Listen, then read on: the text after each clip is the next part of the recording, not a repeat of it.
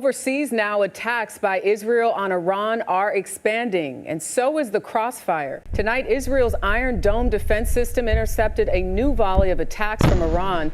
In the past 24 hours, we've taken out top military commanders, senior nuclear scientists, the Islamic regime's most significant enrichment facility, and a large portion of its ballistic missile arsenal. More is on the way. In the early hours of June 14th, something happened that the world wasn't quite ready for. Israeli fighter jets took to the skies, crossing into Iranian airspace and striking more than 40 targets right in the heart of Tehran. For many, this was unimaginable. Iran's capital was supposed to be heavily defended, but that night, the city trembled as explosions lit up the sky and sirens echoed through the streets. The Israeli Defense Forces later confirmed the strikes and said plainly, "Tehran is no longer immune." Israel called this campaign a preemptive move. Their aim was clear: to destroy parts of Iran's nuclear program and stop future missile threats.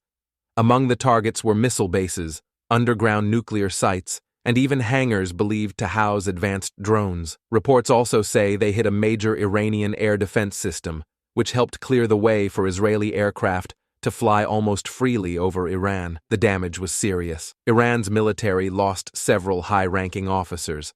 But that toll was dwarfed by the damage Israel inflicted on Iran. Iran says more than 60 people and nearly 30 children have died. And Israel says it has killed 9 Iranian scientists and has targeted oil, gas, and nuclear facilities in a bid to cripple the country's nuclear capacity. 9 scientists connected to Iran's nuclear program were killed. Dozens of missiles and launchers were destroyed. Even Iran's international airport west of Tehran was struck, causing panic among civilians and officials alike. Explosions were heard from the Isfahan power station to key facilities near the Natanz nuclear site. Some buildings were completely reduced to rubble. And all this happened in just one night. Iran didn't sit quietly. Just hours after the strikes, it launched waves of missiles and drones aimed at Israeli cities. Iran has launched another wave of strikes against Israel, and the stakes could not be higher for the embattled region as Tehran has called off planned nuclear talks with Washington scheduled for Sunday. This is the moment Iran struck Tel Aviv in a series of retaliatory strikes early Saturday. The conflict between the longtime foes has escalated dramatically and is now heading into its third night. As waves of Iranian missiles rained down, some made it through Israel's air defense systems, smashing into homes, injuring dozens, and killing at least 3 Israelis. Some of these were intercepted by Israel's defense systems, but not all.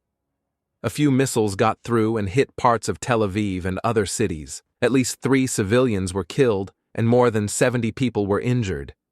Entire neighborhoods were shaken, and videos shared on social media showed burned vehicles, shattered windows, and people running for cover. But what's different this time is the scale and speed of Israel's action. In less than 48 hours, Israel hit over 450 military components inside Iran. And it wasn't just Tehran. Sites in Isfahan, Natanz, and other cities were also struck.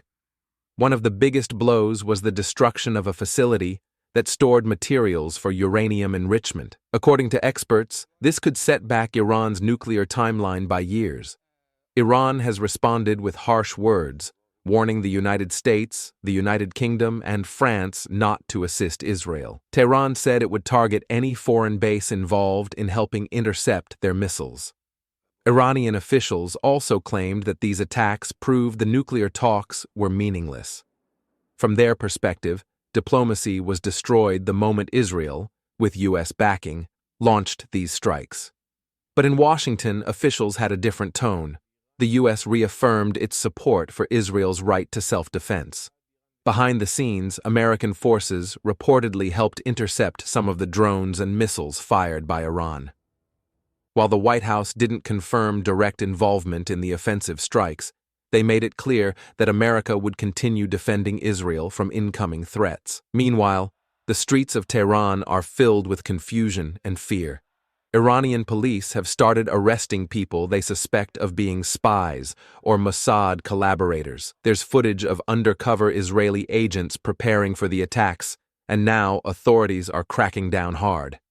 What they have felt so far is nothing compared to what's coming.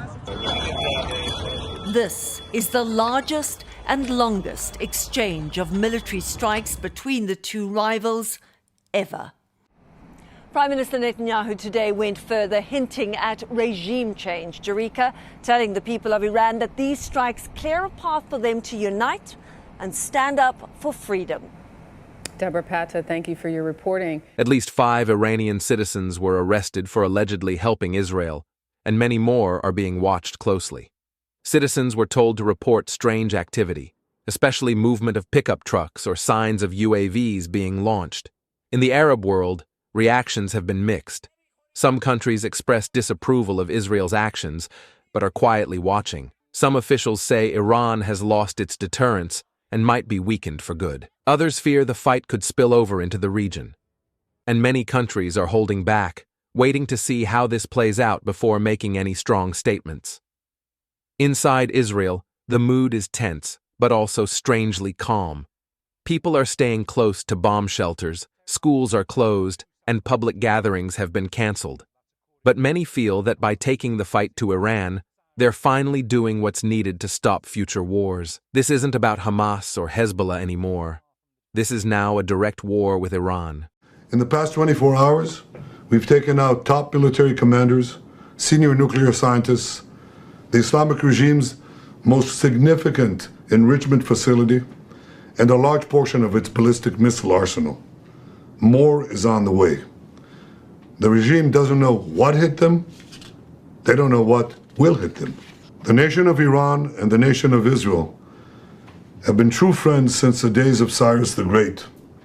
And the time has come for you to unite around your flag and your historic legacy by standing up for your freedom from an evil and oppressive regime.